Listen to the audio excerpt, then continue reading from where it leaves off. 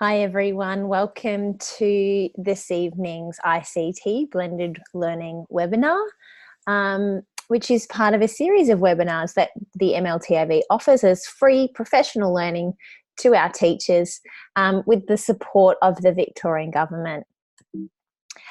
In tonight's little webinar, it's me, both your host and your presenter, Kath Sparrett. I'm going to be sharing with you a little bit of my learning from the last few months actually, working with Flipgrid and how I'm using it for formative assessment and feedback with a focus on, that's a lot of F's, with a focus on developing my students' oral communication. So if you don't know me, we haven't met, let's do that soon. I'm Kath. I am the current MLTAV secretary. We might have met at a conference in the past. I'm a very passionate teacher of French. I've taught across both primary and secondary contexts. I've also had some time working as a coach, an instructional coach at Catholic Education Melbourne, where I worked with teachers and designed professional learning for teachers of languages and worked in classrooms with teachers, particularly on developing student language output. And I suppose that really is where this story began. So after having spent a couple of years working in the space where I was encouraging teachers to explore new ways of valuing and tracking oral language progression, I thought to myself, I wonder now how I can go on walking the walk just as much as I talk the talk. And that's how I came across Flipgrid. So what's Flipgrid? Well, it's something that I use as a tool for both formative feedback and formative assessment. One of the things about Flipgrid that I love is that it enables me to receive feedback about how my students are going and in turn to provide feedback to them. It's a conversation between me as their teacher and them as the learner.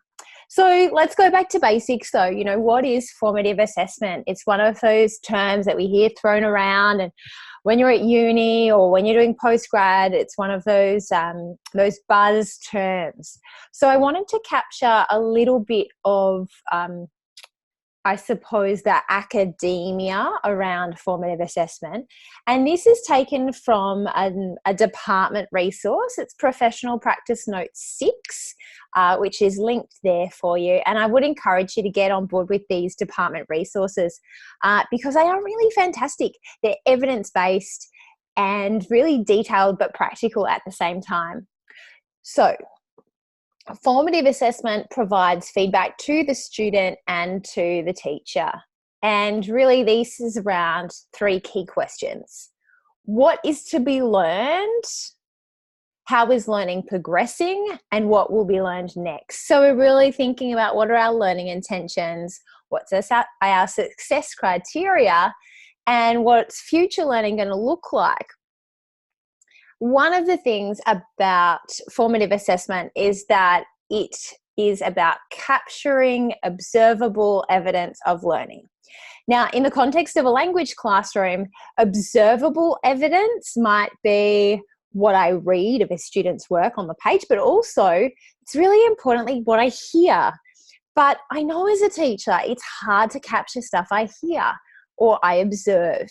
And so what we're going to talk about today with Flipgrid is how you might use Flipgrid as a way of capturing point-in-time evidence of learning to use either for student purposes in a portfolio or to inform teacher planning and future steps. Okay, so what is Flipgrid? Flipgrid, first of all, can be found at flipgrid.com. It's a web-based tool. I love it because it's free, and things in life that are free are few and far between. So many F's.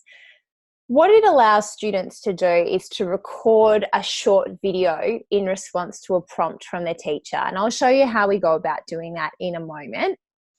I tend to put a bit of a time limit on it. So 90 seconds is the maximum duration of any response that my students record for me in the context of our French classroom.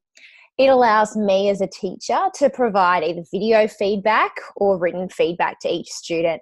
And if we've come across each other before, you might know that I have a real love for video feedback, because I really value the conversation of learning, the narrative that develops between teacher and student. Also, another thing I love about Flipgrid is that it enables students and teachers to log in with either their existing Google or Microsoft account. So in my school, we're a Google school. Our students have an email address, which is at our schoolname.vic.edu.au, but in fact, those addresses are Google accounts. So we use Google Drive and Google Classroom and the whole Google suite really at school. And I don't need to set them up with new accounts. They just go and log in with their existing account. So that's a really handy thing, particularly if you're working with younger students. Multiple logins is an absolute recipe for disaster. So this is another aspect of Flipgrid which hooked me in. So Flipgrid says its mission is to empower every learner on the planet to share their voice and respect the diverse voices of others. If that doesn't resonate with a teacher of languages, then I'm not really sure what will. What I wish for my students in my classroom is that they feel empowered to use their voice, to speak, to communicate. Also, what I want of them as a language learner is to understand the fact that there is such diversity in our world. And so in turn, there's a diversity of thought, there's a diversity of thinking which exists, and that's all okay. And that should have airtime just as much as their point of view does. So I really value the fact that this mission of Flipgrid aligns with what I believe to be a really important aspect of language learning itself. My challenge as a teacher is when I have, for example, at Year 9 this year, I have 27 students. How do I create time and space for each of them to share their voice and in turn to hear that diversity of voices? Because what I often find is it's the same few students who are really confident and happy to share. And there are other students, you know, who unless they're given a construct or a reason to put their voice forward, they wouldn't do so of their own initiative. I've also got a student, and we have a couple of students in our school who, because of their anxiety, lack the ability at this point in time to share their voices. And they don't seek out the limelight, they actually really shy away from it. So how do I create an environment or a situation where they can share their voice and be heard, and as they do so, they build their confidence to share a little bit more next time, and also so that some of the other students in the room hear alternative viewpoints and input. So let's get started with Flipgrid. One of the first steps to setting up your Flipgrid account is to sign in as an educator. As I said before, Flipgrid's set up so that you can use a Microsoft or a Google sign-in. So that's what I've done. I've used my school's email address and signed in through Google. And I then created a grid for each of my class groups.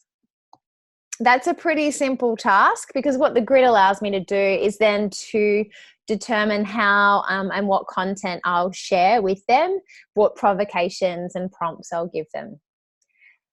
When I'm setting up my grid, I've also got to determine how students should access the grid. So what that means is I have to decide, do I use the school email address that the students each have? Do I use a list of student IDs that I can put in a CSV file and upload to create logins? Or do I, in fact, just want to make this a public or a PLC, a professional learning community? In the context of schooling, I would really suggest that it is driven, that logins are driven and determined by your school student emails, rather than students using their own emails. And I'd certainly discourage teachers from setting up public ones, because we're really mindful of the fact that we are working with young people and they deserve to have their privacy respected when they're operating in, on the World Wide Web. So using your school emails is pretty easy. If your students are a bit younger, perhaps using the student ID list is a better option because they may not be able to remember their email addresses because they tend to be quite long. So this is what it looks like. I've set up a couple of grids here. I've got my MLTAV webinar grid that I've set up one topic. And you can see I've got grids here for my years 10, 11, and my year 12 class this year. Each of them has a few topics, and you can see that this is something that we were really experimenting with around the middle part of the year and haven't necessarily tapped back into as yet, but it's a good reminder for me that it's probably time to set them some more prompts. So, let's have a bit of a look here to better understand what the topics are that we use on a grid. So essentially a topic is a stimulus for a student to respond to that you set up on a grid. So a grid is a way of talking about your class groupings, and then on each grid you post a topic. I like using questions or visuals to give students a prompt that's quite open-ended and encourages thinking and also helps them to see that there's a lot of scope for them to use their language and experiment with their language in different directions. So as an example, these are two that I use with my year 12 class as a way of asking them to share with me responses for their end of year general conversation. So the first question there, faites-vous du sport? Do you do sport? And the second one was about their holiday activities, things they had achieved and planned and executed during the holidays. Really simply, it was about me posting a prompt. As you can see there, I've also put a little picture or a GIF, which tends to hook in the students. And then I've asked them to respond to that. I got some really interesting responses. I also got a lot of really similar and typical responses. And of course, what that lets me do as the teacher is to go through them and determine areas of common error or misconception, particularly around language use and grammar.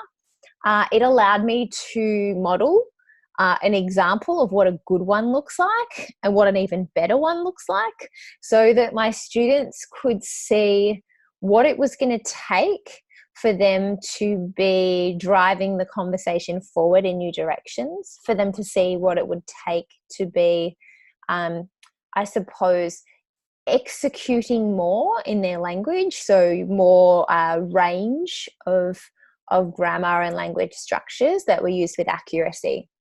So these prompts that we use, these are the topics, and these are the topics to which the students respond with their own videos. So how do you collect student responses? What I've loved about Flipgrid is that, in fact, I find sharing the prompt, the provocation, quite an easy process because I've got two options. One option is to use a QR code, which I can display on a screen in my classroom. The students can scan the QR code using their mobile phone, and then they can begin uploading and preparing a response. Alternatively, we're a MacBook school. Our students have devices with them. Another option is to use a web link that they can just click on the link and be redirected to the topic itself. One thing I would encourage you to have a think about is how could you use Flipgrid to model what a good one looks like while the students are working on their own. So teachers sometimes ask me, oh, how do you run it when you want students' responses to be inputted, and is that loud? Yeah, it is really loud. However, A really simple pair of headphones like the one I'm wearing tonight are fabulous. These are just off my phone. They plug directly into my computer. They've got a little microphone here, and they just enhance the quality of the sound that's being collected. But one of the things I also try and do is, while the students are creating their own oral language sample in response to the provocation, is that I try myself to prepare one off the cuff, to really give them some examples that they can critique with me, to give them some examples of how they move forward into building greater depth or clarity or increasing the range of the language that they use. They appreciate the fact that they see me hesitate and look at the ceiling searching for ideas when I'm trying to respond, because they see what it looks like to be an authentic communicator, to be, thinking on your feet, and using the language in an authentic way. So they really value that. Is it loud? Yes. Does it bother me? No. I tend to give them a pretty clear time limit. So I'll say, okay, here's the prompt today. What I'm going to do is I'm going to ask you to spread out in the classroom space, put your headphones on, and in the next 4 minutes, you're going to have recorded your oral language sample. I give them a very defined amount of time, because I want them to know that they could re-record if they were unhappy with the original sample. But I also don't want this going for 48 minutes of my lesson. So part of this is about encouraging spontaneity. We don't write notes. We might brainstorm language together, and I might put it on the board for them. But they certainly don't ever fully write a paragraph for me when the emphasis is on spontaneity. Something I also suggest doing is with senior students, say with year 11s and 12s, I might set them general conversation questions, and they will have obviously written the response as a paragraph or what have you before they deliver it. And I'll actually give them feedback on how they delivered it, and how, I suppose, authentically it came across. Did it sound like they were reading a paragraph that they had written on the wall or on the ceiling? You know, when they do that, they look up and you think, I can see you reading that. So in doing so, we've actually workshopped the skill of looking spontaneous when you're engaging in a discussion and conversation, which is obviously so incredibly prepared within an inch of its life. But they get that sense of being able to watch themselves and what do I look like when I'm talking to another speaker, that they don't get when they do just one-on-one sort of work with the language assistant or with me. They actually get some immediate feedback from the visual of themselves. So how do you use this tool? One of the things that I found valuable about Flipgrid is that it allows students to create this online portfolio of responses and feedback from the teacher over time. So that's really helpful when students say to you, but I'm not getting any better.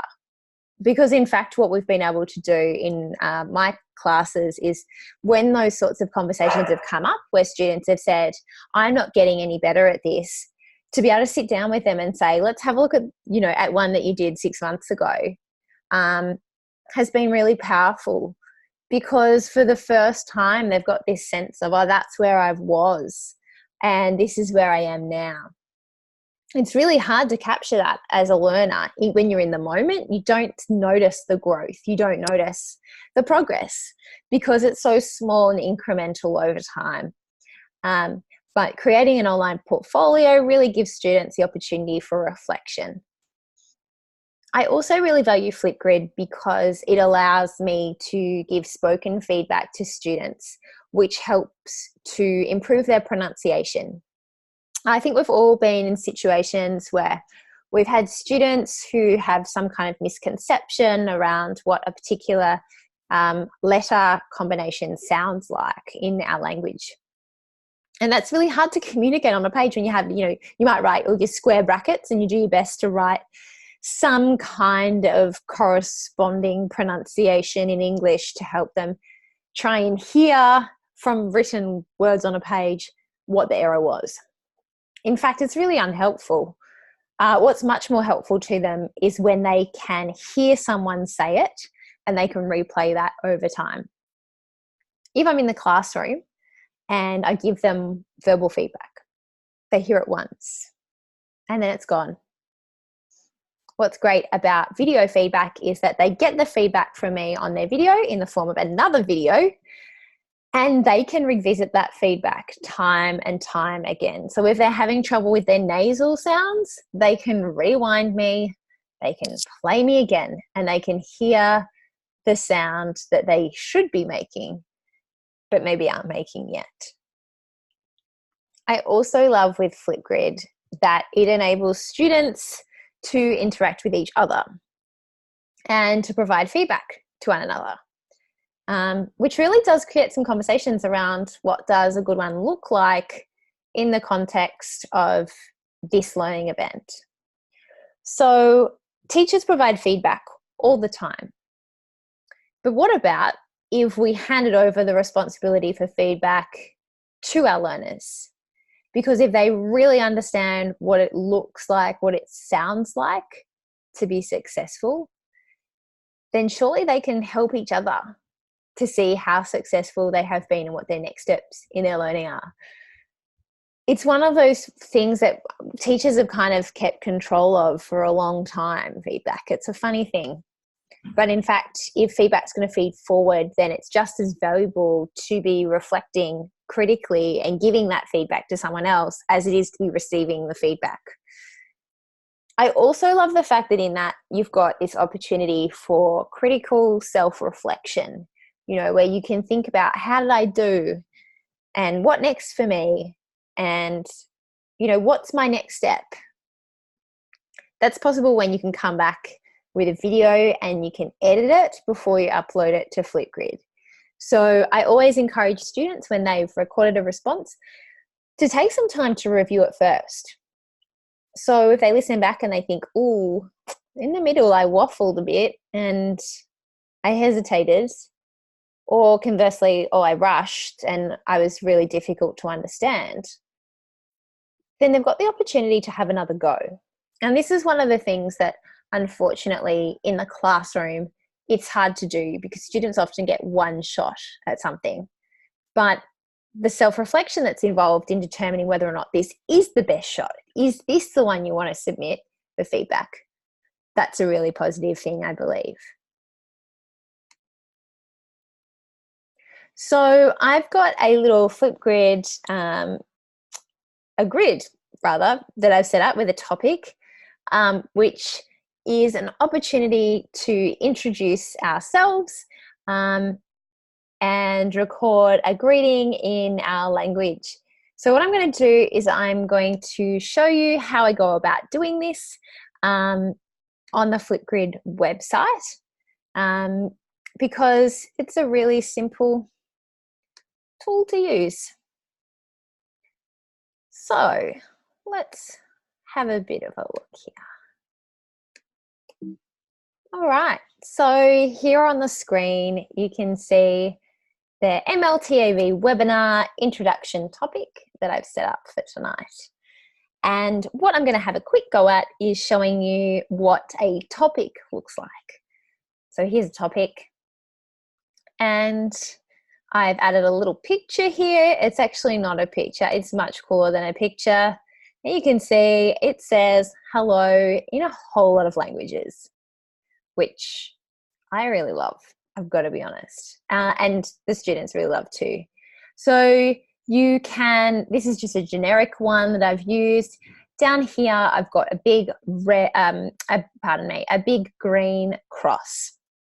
What I'm going to do to upload my response is I'm going to click on here and it's, oh gosh, that's of course what's going to happen because I haven't logged in for a bit. Okay, so this is my login screen. I've got two options here, either log in with Google or log in with Microsoft. I've set up my educator login through my Google account, which is linked to my school email address. So we're just going to log in now. Lovely. All right, let's have a look. Now, this is a little bit trippy for me because I've got myself in the top corner and I've got myself in the middle. All right, as you can see, it says record a video and I've got 1:30 to do so. So what I'm going to do here is I'm going to record my video, but I've also got the option of adding some cool filters. So sometimes I have students who come to class and they say, oh, but madam, I've got a big pimple, or, oh, I'm not feeling like I want to film myself today. Well, let's put yourself behind a filter. So this isn't the alien one, but a black and white one if you like the classic look. Got an oldish one. Personally, I like a blue one. I think that always works quite well. I can also put some text on my screen. So let's say I want to, so let's say bonjour. Cool. All right, I could also add all sorts of other things. I could do a drawing on my face. I can move the bonjour out of the way a bit. Okay, let's try. Bonjour, je m'appelle Catherine. Okay, so I've done already my video. I've got some different controls over here. I could add a little note if I wanted. I can bin it if I want to redo. So just say I'm not happy. I'll just bin it. Yeah, get rid of it. Let's try again. I love that. You've got this. Okay, let's try again. Bonjour, je m'appelle Catherine. Yeah, so let's say I'm happier with this one. I can then move on forward. Bonjour, je m'appelle Catherine. You can't hear that because it's playing through my earphones, but bonjour, je m'appelle Catherine. And it keeps playing. What I can do at this point is I could clip, like I could adjust. I can add, you can see there, I've got another minute and 26 seconds. If I really wanted to add more content, I could. And some prompts would require more content. But for this one, I'm just saying hi and introducing myself, so that's all I need. I'm going to click next here. I take a selfie for the thumbnail. Now, my students sometimes love these. My students sometimes hate them. So one of the things that we often do is do this. We look to the side. So you can see part of their face. And then sometimes they decide what they want to do is put an emoji on themselves because, you know, sometimes you don't want to be yourself. Sometimes you just wish you were someone else. So they can be really great because they get rid of their face. They don't have to look at it. Now, I've got a little error message coming up now. That doesn't normally happen, but I think there is an error tonight with the Wi-Fi connection. So let's not stress about that. But, you know that this kind of stuff happens in the classroom, as it inevitably does. And there's not that much that you can do about it except to just kind of, push on. One of the other things I thought I'd show you is what it looks like when you have examples of videos that might have been previously recorded. So what I'm going to have a little look for now that I can share with you is an example of something that I've prepared in the past that we might be able to see how it works. So I've got up here for you something. I'm just, bear with me one moment. I'm going to show you what this looks like. This is an example of the student interface when I'm viewing it as a teacher. So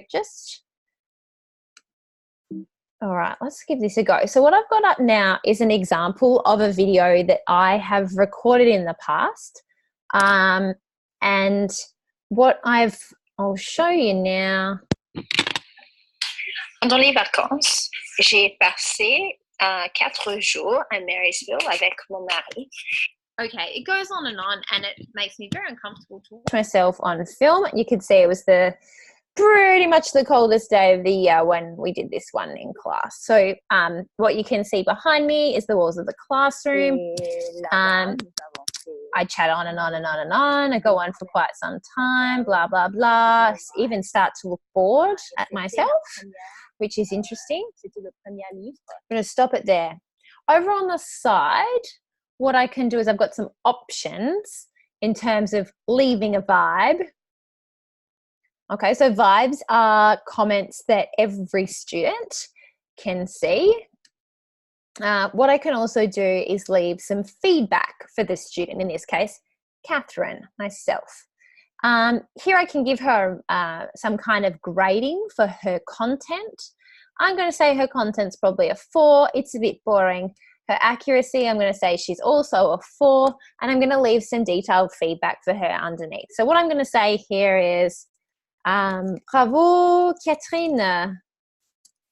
I was really impressed, if I can spell, impressed to see you speaking with such spontaneity and confidence in this video. For next time, try to use more connectors and a greater range of tenses to describe, if I can spell, describe what you have done. Okay, and then I can, I'll be able to save that. You can see there, it says feedback saved. And Catherine, the student, will be able to see the feedback on this video. Another option that I really love is this one. So the video feedback option. I'd never do both the grading rubric and the video feedback option. One or the other for me in life. You don't do work twice, particularly because only one of them will be ever acknowledged or accessed by the student anyway. So I can also record some video feedback. So I'm going to allow my microphone and camera access. And then what I can do here on this screen is I can record 5 minutes of feedback for Catherine, telling her that I appreciated the spontaneity with which she spoke in her video, and also that I'd really like her to think about how she includes a greater range of tenses when she's speaking in the past. I'd press record and save at the end, and that's where I'd save my video feedback. And we would, yes, go from there. Students, you can see at the bottom, if you want to share the feedback, you can either copy the link and email it to the student. You could email the student, or students access my.flipgrid.com to view their own feedback on each video. I think that's a really handy aspect of this, because when I provide video feedback to students, I know that it connects with them, it resonates with them that bit more, because they tell me that it does, than when I write on their work in some kind of, angry red pen, that this actually does drive their feedback forward. They love the emotion. They see when I'm happy. They get that sense of warmth, and it builds the positive rapport. There's other things I can do with it. I can spark it. I can share it. So perhaps I want to share it with other students. I could share it with them via a QR code and say, actually, this one's an example of a really good one. Have a look at it and tell me what makes it good. How did I know that this is a really effective example of a response? Now you've got some, built-in ways of sharing, either on Remind or Google Classroom, which we do use, Microsoft Teams, or you can embed the code somewhere on a page, for example, so the video itself is there and viewable and ready to go. So that's how you would give formative feedback. If we have a little, if we were to have a little browse around, you can see that I've got 9 grids. I've got 9 different topics. I've got 81 video views. And I get some little recent videos down the bottom here to show me the recent responses that have come in and so forth. It's, as I said, it's a tool that I'm still playing with. And in the next couple of weeks, I'm about to use Flipgrid as a way of, I'm using it as an assessment tool, a summative assessment tool, in fact, in that my students are going to use Flipgrid to capture themselves chatting about some images that we share with them in class.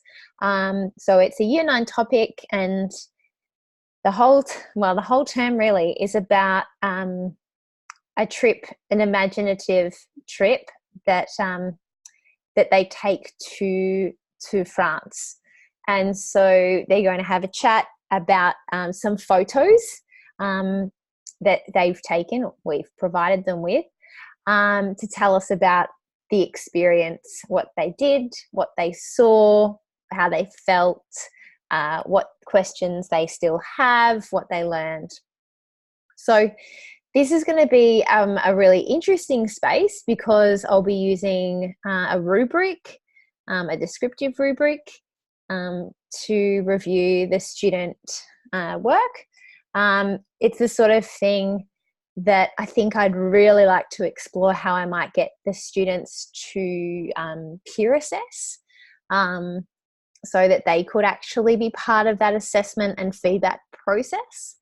But in particular, it's going to allow me to give all 27 of them the airtime that they deserve, that I can't give them in a lesson, because I just don't have the time to give them the same equity of access to that airtime and to me for that opportunity. So we're pretty much coming to the end of tonight's webinar. As I explained at the beginning of the webinar, I'm certainly not an expert in using Flipgrid by any means. I'm just another teacher who's having a play with something that's a bit fun and that seems to be working really well in terms of how the students are engaging with it. There I am, Kath Sparrett. Contact me on the socials or on my email address there, katherinesparrett@gmail.com. I'd love to continue the conversation with you about, particularly around student voice and capturing oral language and growth in the classroom, and how you're doing it and what I might be able to learn from you. So give me a shout out.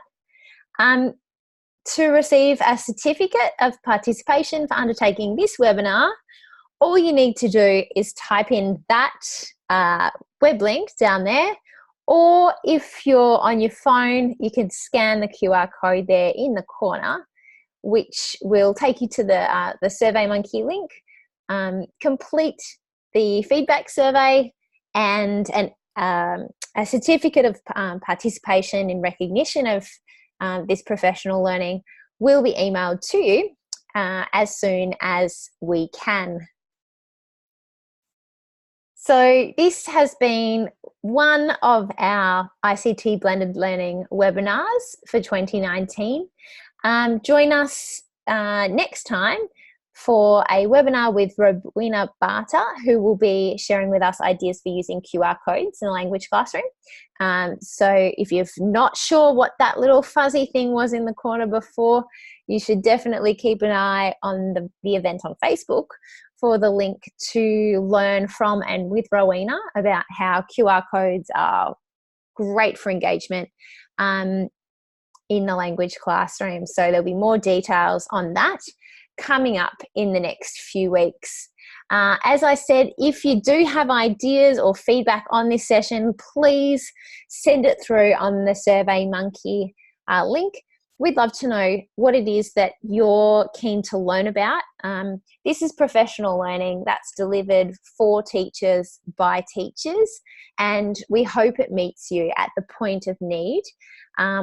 But we only know that if we hear from you about what you need.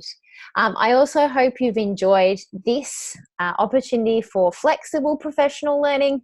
Tonight you haven't had to leave the comfort of your couch, and instead you've been able to view and participate at the time that best suits you. So I thank the support of the Victorian Government and the Department of Education and Training for their belief that this is a really important way of learning for teachers. I hope to see you at a future webinar or at a future MLTAV event. And at this point, I say farewell, and we hope to see you next time.